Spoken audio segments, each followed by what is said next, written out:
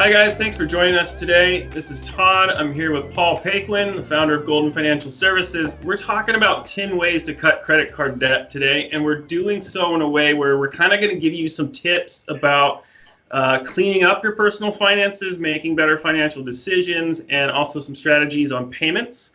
And if you get through these topics today and you still feel like you need to seek some debt settlement or some debt help, we'll leave you with some tips on how to contact us and how to get that taken care of as well. So, Paul, thank you so much for joining me. How you doing today, Todd?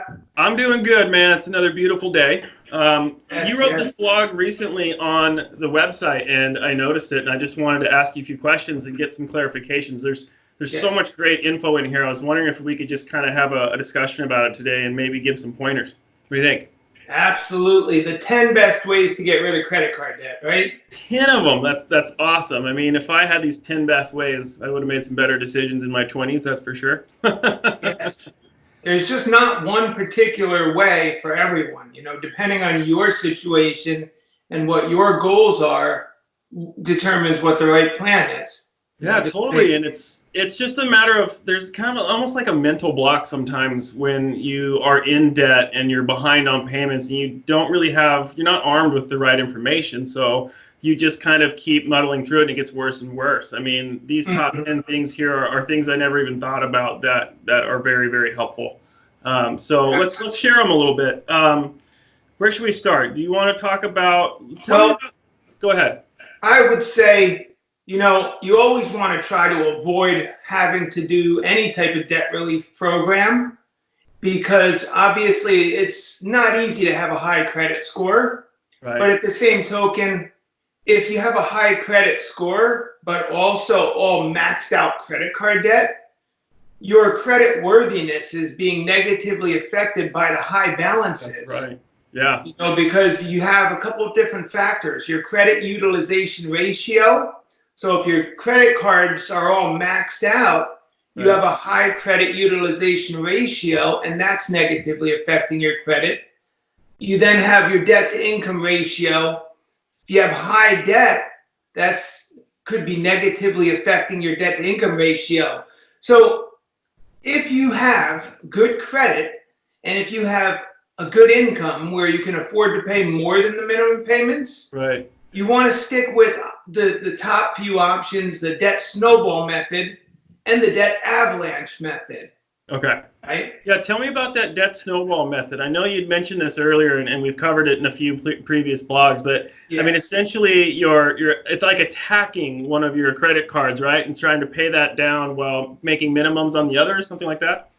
Yes. A lot of people will say, I don't have any extra money to pay towards anything. Right. I'm paying minimum payments.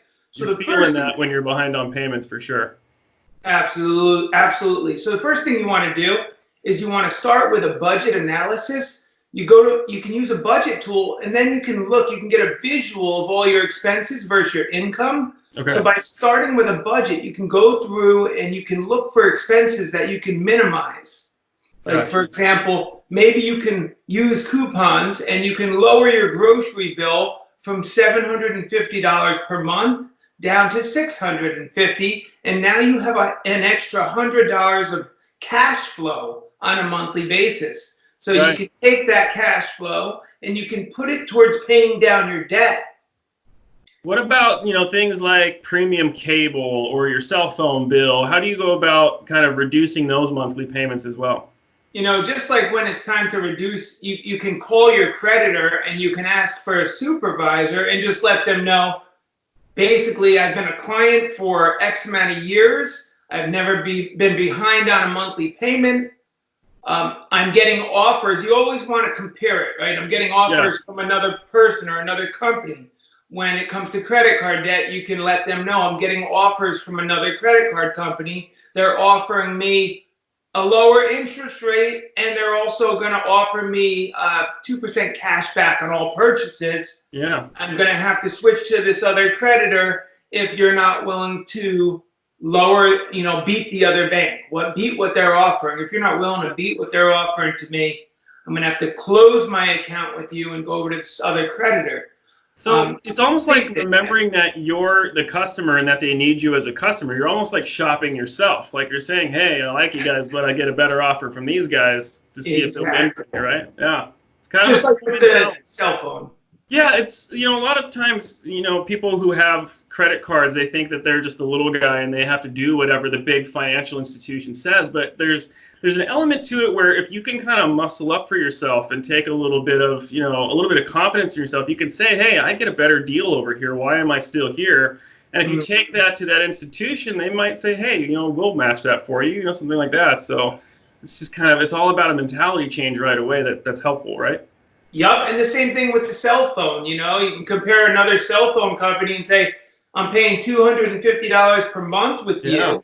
Yeah. I'm willing to stay with you if you can get this bill down a little bit lower. So that's a great point, trying to get your cell phone bill, your cable bill, get these expenses down.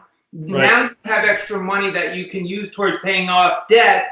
And then you have the debt snowball method, which is going to look at every debt you have.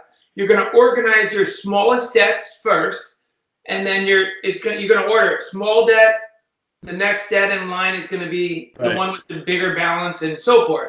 So what's the easiest way to analyze that, to actually see it on like a computer screen or on paper? Like, how would I plug all that in? The easiest way is to use a debt snowball application, or you could use the free tool at goldenfs.org, our website. So you just go to goldenfs.org. Let me just tell you exactly here. You go to goldenfs.org, and then once you get there, you're going to see the menu, and on the menu, just go to where it says debt relief options, and you can choose debt snowball. Okay, we'll go ahead and drop the link in too in a second. It should be at the bottom of the screen here in a moment, and we'll give you the direct link so you can get there and check it out. Yeah, there we go. Oh, you can put it in the video. That's true. We'll drop it down right here while we're talking. People can check it out. So what's the difference between the Snowball, which is essentially paying off your smallest balance, and Avalanche? Is that something that has to do with interest rates? So the Avalanche, you're looking at your interest rates. So instead of going after the smallest debt first, you're going to go after the account that has the highest interest rate. Okay. And you want to get rid of that debt first because that is the debt that is costing you the most money. Yeah. So you get rid of your most expensive account first. Yeah.